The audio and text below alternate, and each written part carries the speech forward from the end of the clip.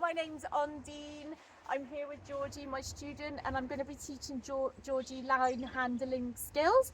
As you can see, we've both got our high-vis vests on, so they were nice and easy to be seen in case we should, for safety, in case we should pop out of a bush into anybody. We're now going to quickly just look at the area that we're going to work in and make sure it's safe. The hole there. Where else seems okay? We'll watch that bit. Yeah. So we've identified a little hole just up there. Georgie is aware of it and we're going to keep an eye out for it, but there's nothing else here. The ground is fairly even. There's a little bit of a hole here as well. Okay, so as I said, we're here to discuss line handling.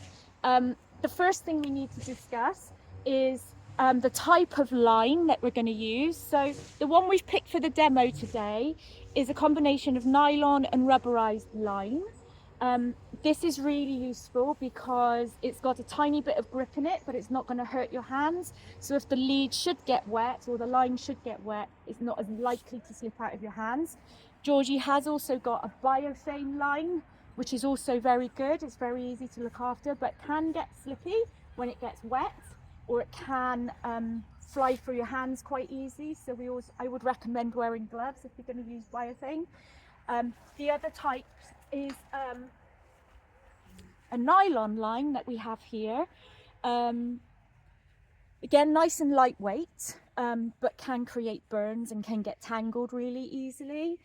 And then this is just an example of what not to do with your line when you finish. So we always want to see the lines put away nice and tidy. This is not how you should finish a man trailing session because you get knots, etc. in your line. Okay, so I'm going to do a quick demo. Also, you can use leather lines as well. I use a leather line. Just if you use a leather line, you have to make sure you keep it conditioned. And if it gets wet, you have to let it dry, else it can get mouldy. I've got a quick question as Yeah. well. The length of it, does that matter? Do you need it longer opposed to shorter, or does it depend on I the would dog? recommend at least 15 to 30 feet. Because the last thing we want to do is accidentally give a negative correction to a dog. So we want to make sure the dog can move freely at the end of that line, okay? Because we want the dog to be moving forward, feeling contact on its harness, which we'll discuss now, but not thinking it's been stopped from doing something, because that's an easy way to pull it off scent. Great question, thank you. So I'm going to stop about here. And I'm going to keep one hand on the line at all times. Move back and make nice even circles with the excess line.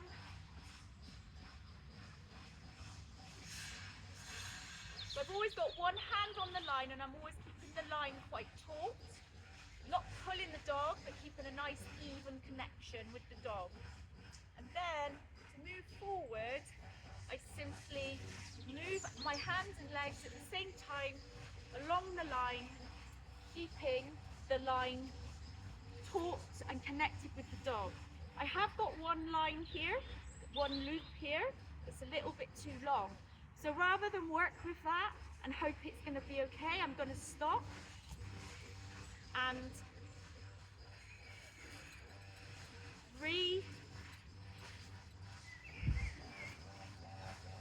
gather my line so that it's even before I move forward, okay? So always making sure safety is first. And move forward. And move forward. And stop. To move back, I open this line, this hand slightly, move back. If I need to give the dog a little bit more line, I'm keeping my eyes on the dog and just letting the lead gently. So again, drop the line. So there's nothing wrong with stopping.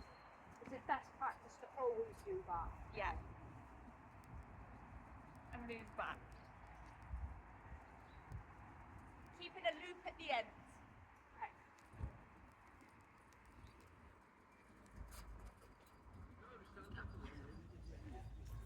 Okay, so you can do any side, you can use any hand. It's whatever feels comfortable to you. So I've attached it to my dog. Yes. The dog's Aye. Bit tall. Good. So before you start, make sure you're good. You've got your excess loops ready. Now you're ready to go. Remember, keep your eyes on the dog if you can. Good. Very nice.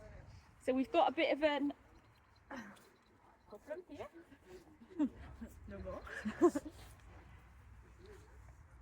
Good. Is that close enough? So yeah, you're close enough now. So just look back before you set off and make sure you've got enough to move back and let that hand stay loose. And that's wonderful.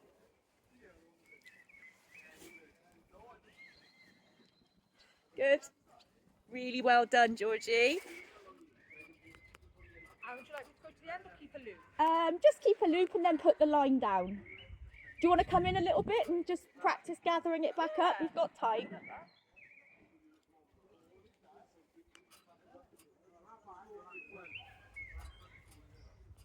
Good. Really working and keeping a nice even connection on the line between you and your dog so you don't accidentally distract him. So this gets a lot easier over time. Okay, brilliant. And then just move back and put your line down. Good. Really well done. Well, you've dropped a loop. If I did that, was it best to collect it back up again? So if I was to do that. Good, and well then do done. that, okay. Well done. Very well done. Oh, I'll collect that one back up.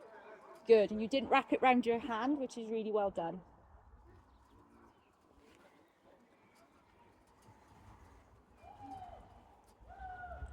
Well done. Yeah, end of exercise. Great, thank you. So if you want to come back, mind your foot, yeah? Yes, I'm really happy with that. As I said, as you progress with your dog, it will get easier. Do you have any questions? I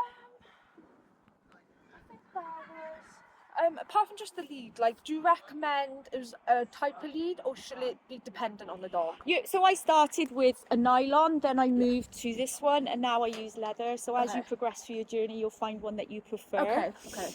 And based on what I've seen today, I'm happy for you to progress to the next section, which will be how you set your dog up to get start the trail and get the scent, to detect the scent article. So well done. Thank you very much. Thank you.